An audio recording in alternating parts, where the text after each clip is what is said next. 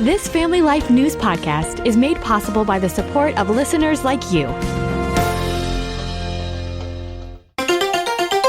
Next on the 5 o'clock report. 6,400 flights on the schedule. 8 tornadoes yesterday in Texas and Louisiana. The first term of Donald Trump seemed like some bizarre anomaly. Lawsuits that will last longer than the fund would have lasted. You can travel the system at highway speed and we're going to capture your toll. I couldn't think of anybody more deserving of that card. Now, let's go to the newsroom.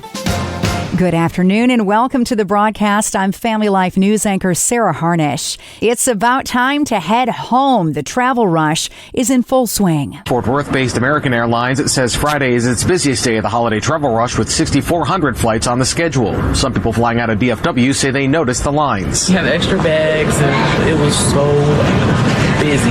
Usually it's not this bad. If you have flexibility to adapt your holiday travel, one nationally recognized expert says avoiding the next 2 Sundays will keep you out of the largest crowds. 2 days you got to watch out for: Sunday the 29th, that's day after tomorrow, and January 5th. Travel podcast host Peter Greenberg. The good news, at least on the beginning of this trip, is that because New Year's and Christmas falls on a Wednesday, we're able to stagger their departures. They can spread out their travel plans. Bad weather in the South canceled 1,900 flights today. The Weather Channel's Jim Cantori says Texas got hit. 8 tornadoes yesterday in Texas and Louisiana. Tomorrow, we reload. The area is about 3 to 4 times as large, and we will have multiple lines of thunderstorms. All hazards in play: big hail, damaging wind, and certainly tornadoes. Some of these could be very, very strong. New York and Pennsylvania looking good, though. 35 degrees is our norm for this time of the year, and that's exactly where we are today. But by Sunday, we'll have mid-50s and rain. Kevin has your forecast coming up in a few minutes. A grand jury in Brooklyn, New York, has indicted an undocumented immigrant accused of lighting a woman on fire as she slept on a subway train. Eric Gonzalez is the Brooklyn District Attorney. Very confident about the evidence in this case and our ability to hold Zepeda accountable for his dastardly deeds. New York Congresswoman Nicole Malliotakis criticized New York City officials for not honoring a federal immigration hold on Zepeda. The city not cooperating with ICE to deport people who are in this country illegally, wreaking havoc, committing crimes, is just outrageous. And the mayor needs to cooperate at least where he can right now under the existing law, and it's a violent offender. 33-year-old Sebastian Zepeda faces multiple counts of murder and arson. Now onto something on just about everybody's mind: returning Christmas gifts. Apparently, there's something new this year. Consumers can return unwanted items with no box, no label, and at no cost by heading to a return bar, places like UPS stores. Many of those returns will wind up at a new warehouse in Pennsylvania. CBS reporter Christopher Cruz. The 100,000 square foot facility in Shoemakersville in Berks County is home to UPS-owned Happy Returns. Employees and 180 robots sort through and consolidate more than 45,000 items a day, part of the billions of dollars worth of returns from shoppers every year. Happy Returns co-founder and CEO David Stobie. When they drop them off at one of our locations, we're able to aggregate items together and ship things in aggregated fashion to the merchant, making it easier for them to receive it. New York Governor Kathy Hochul signed a bill into law on Thursday that will charge companies for damage they caused contributing to so-called climate change, requiring them to pay into a super fund if they generate greenhouse gases while making their products. They are going to attempt to assess among mainly gas companies and oil companies between the years 2000 and 2018, an assessment of monies for their alleged damage to the environment. Assemblyman Angelo Morinello represents parts of Niagara and Erie counties in New York State and voted against it. He says lawsuits will far outweigh any cash the fund creates to fix the damage. Let me talk as an attorney, of which I am. How do you go back that far to assess a company?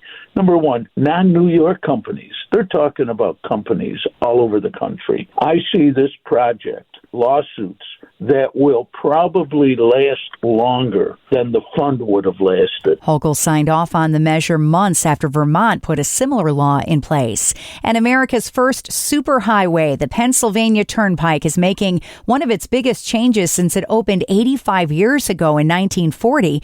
It's switching to open tolling. Alan Williamson is a Turnpike construction engineering manager. You're going to be tolled at a location along the highway where there's going to be no booths in your way, and you can just travel the system at highway speeds, and we're going to capture your toll. How does it work? Tolls are charged electronically as customers drive at highway speeds beneath overhead structures called gantries. It allows for free-flowing traffic. Craig Shuey is the Pennsylvania Turnpike COO. As a motorist, as you drive through the system, you don't have to do anything different.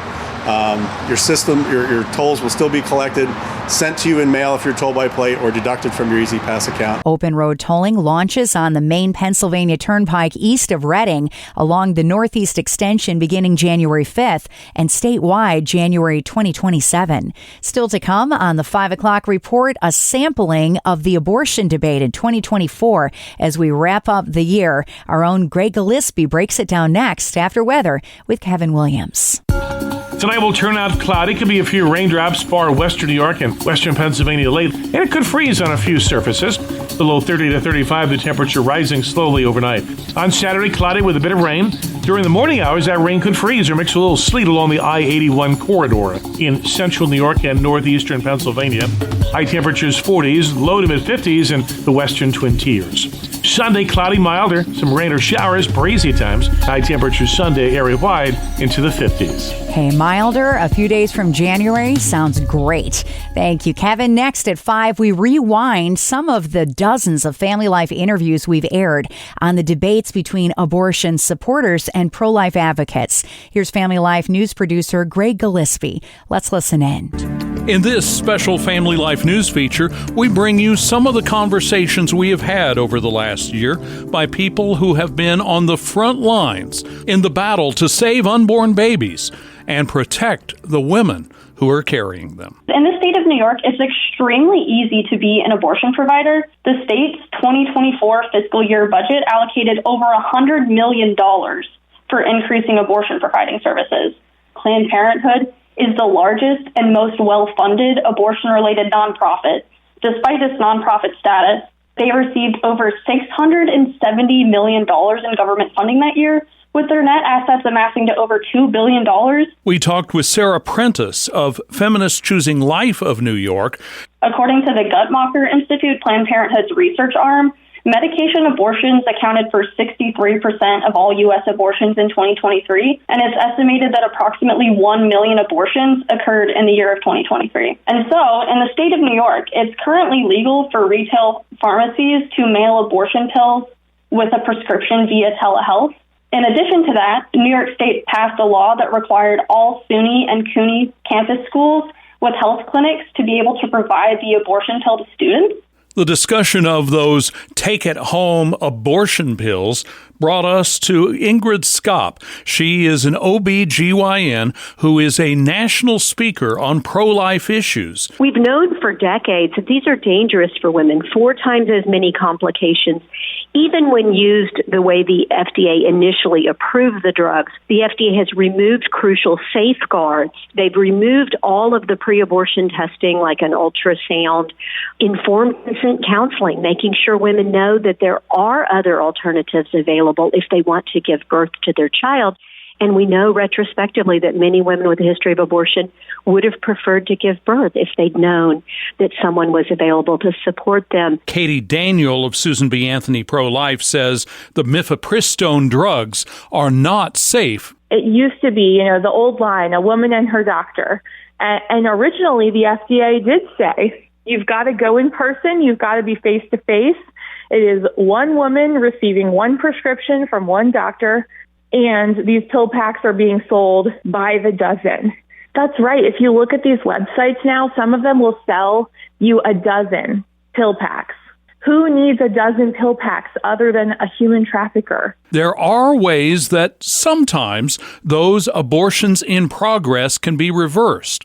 But the Attorney General of New York State, Letitia James, sued some pregnancy resource centers, saying they should not talk about these abortion reversal treatments. Gabriella McIntyre is with the Alliance Defending Freedom. Attorney General James sued those centers and Heartbeat International because of their statements, which are both positive and truthful, about the safety and efficacy of what's called abortion pill reversal. Other names for that are progesterone treatment or supplemental progesterone. And she's attempting to censor their speech about this life-saving option, and in doing so, she's preventing women who no longer want to go through with their chemical abortions from even hearing about the option to potentially save their child. And so our clients also make those same statements, and so their speech is being chilled because they're all the while at risk of also being targeted for litigation by the Attorney General, and that's unlawful under the First Amendment. There are battles over abortion and the pro-life movement, but the battles will not be won by people just yelling and screaming at the opposite side. One of the PR companies that we hear from quite a bit is Thomas Siselka Public Relations. To get an idea of how to shape the conversations so it isn't just one side berating the other, we talked with the leader of TC Communications about how we can shape the conversations. If you start off with recognizing that both parties think they're correct, if you start there, that's a good place to begin.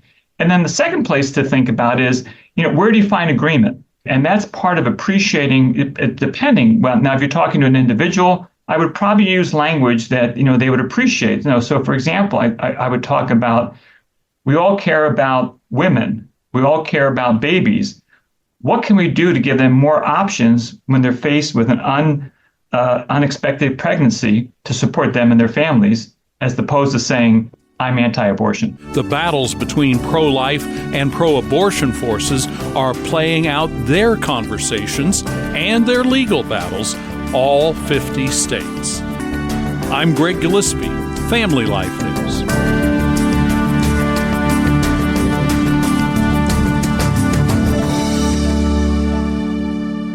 If you want to hear more of this, all of our full 2024 interviews are available at familylife.org. Just search for the pro-life tag on your podcast player like Spotify or on our website under podcasts. Time next for tonight's market report brought to you by Faithward Advisors. Wall Street is closing with stocks sharply lower. At the final bell, the Dow Jones Industrial Average fell by 333 points to 42,992. The S&P 500 dropped by 66 points to 5970, and the Nasdaq fell 298 points to 19722.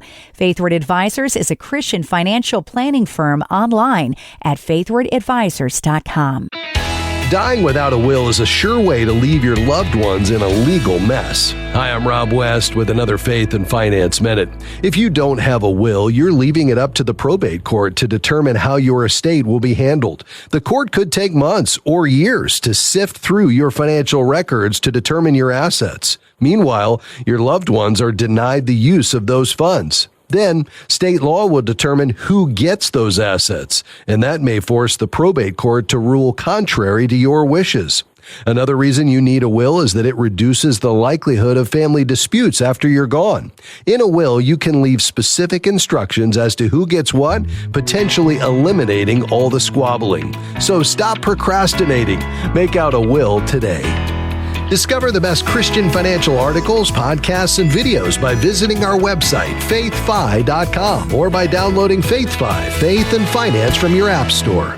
Coming up on the 5 o'clock report, the dad of 3 who rode a bicycle to work 20 miles each day. He was given the gift of a decade. We've got that story coming up after weather with Kevin Williams. Well, on the evening weather map, we're looking at high pressure that brought the dry weather and some sun today, giving ground to low pressure heading our way out of Missouri. That's going to propel milder air our way this weekend, but ultimately some rain as well. The call for tonight, clouding up once again. Late tonight, a touch of rain in western New York and northwest Pennsylvania. Low temps early, upper 20s and 30s, and temperatures rise late. Tomorrow, cloudy with a bit of rain. A little freezing rain and sleet in the morning along the Interstate 81 corridor. High temperatures, though, into the 40s. High temperatures Sunday into the 50s. We'll take that.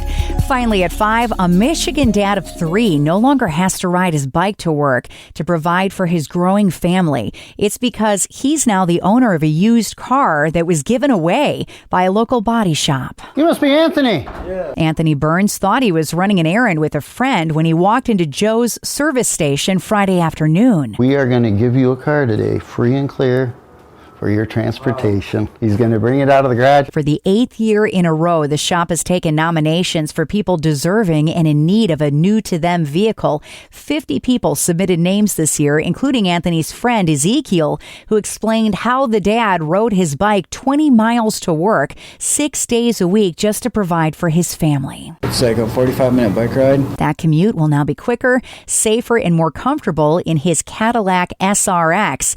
Anthony's reaction? I thought it was in a dream at first to have somebody do that for me. The shop owner said it would not have been possible without donations all year long from his customers. They give the cash, he gets a used car and fixes it for someone in need. Choking up.